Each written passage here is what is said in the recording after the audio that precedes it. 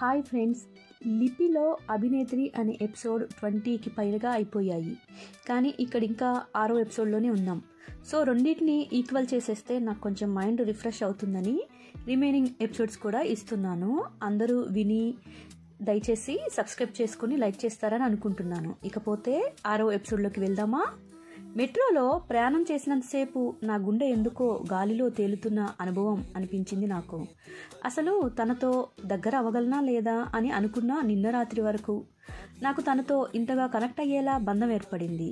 తన పెదవులతో నా పెదవులు ముడిపడినప్పుడు సాగర సంద్రంలో నడిరాత్రి నగ్నంగా ఈదుతున్న ఫీలింగ్, సంద్రాన్నంతా నేను జయించాను అన్న ఫీలింగ్, సముద్రమంతా నాదే అన్న ఫీలింగ్, ఆ కడలినంతా నా వెన్నెలతో పరిచి తన దుప్పటి నేనయ్యాను అన్న ఫీలింగ్, తనతో రాత్రి గడిపిన సమయం నాకు చాలా దగ్గర మనిషితో గడిపినట్లు ఉంది.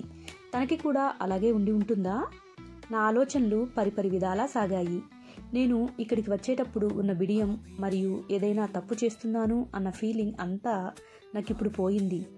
చాలా అంటే చాలా ప్రశాంతంగా ఉంది. అసలు ఏంటి ఈ అమ్మాయి ఇంత ఫాస్ట్గా ఎలా ఉంది? నన్నెందుకు ఇంత అభిమానంగా చూసుకుంటుంది? నేను అసలు తనకి ఏం చేశాను? ఒక్కరోజు పరిచయంకు తను నన్ను ఇంతగా ఎందుకు అభిమానిస్తుంది? తను నాకు ఎప్పటికీ ఉంటాను అంటుంది, నిజమేనా? ఏమో, ఏదైనా సరే నాకైతే ఈ అనుభవం బాగుంది. కానీ ఇక్కడితో దీన్ని మర్చిపోవాలి. తనకి తన లైఫ్ ఉంది, నాకు నా లైఫ్, నా ఫ్యామిలీ ఉంది. ఇలాంటి ఎమోషన్స్ ఎక్కువగా క్యారీ చేయకపోవటమే మంచిది అనుకున్నాను. నేను నా రూమ్కి వచ్చేసాను. తనకంతా బాగానే ఉంది కదా, ఉంటుంది కదా, ఎటువంటి ప్రాబ్లమ్స్ తనకి వచ్చి ఉండవు కదా అని చిన్న అనుమానం అనిపించింది. నేను అలా ఆలోచిస్తూ ఉండగానే తను అప్పుడే రూమ్కి వెళ్ళావా, సేఫ్గా రీచ్ అయ్యావా అని. ఇప్పుడే వచ్చాను, నీకు అంతా ఓకే కదా అని నేను తనని అడిగాను. అంతా ఓకే, టైం దాంతో కూర్చో అని మెసేజ్ వచ్చింది. అలా నా వర్క్లో నేను బిజీగా ఉంటుండగా ఇంటి నుండి ఫోన్ వచ్చింది.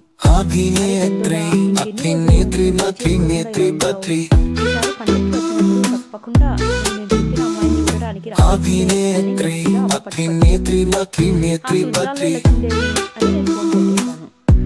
అదే సంగతి చేసుకో, మంచిదే కదా, ఇంకా నీకు ఏదైనా హెల్ప్ కావాలంటే నేను చేస్తాను. చూపులు చూసేటప్పుడు తనని ఎలా అప్రోచ్ అవ్వాలి, ఇలాంటి టిప్స్ నీకు ఏమైనా కావాలి అంటే చెప్పు, నేను చెప్తాను అని. తను ఏమి ఫీల్ అవ్వలేదా? ఏమో, నాకైతే తెలియలేదు. ఒక 3 days ఊరికి వెళ్ళి వస్తాను అని చెప్పేసి తను మెసేజ్ పెట్టి, నువ్వు మెసేజెస్ చేయకు, నా ఫోన్ని మా అక్క పిల్లలు కూడా చూస్తారు, వాళ్ళు మొబైల్ ఆడుకుంటూ ఉంటారు అని చెప్పాను. సరేనా, నేనే మెసేజెస్ చేయను అని తను చెప్పింది.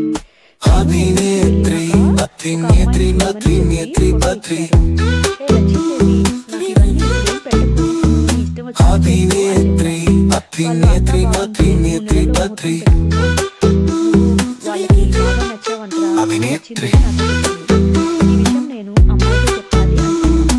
ఎలా చెప్పాలి? ఒకవేళ చెప్తే తను బాధపడుతుందా?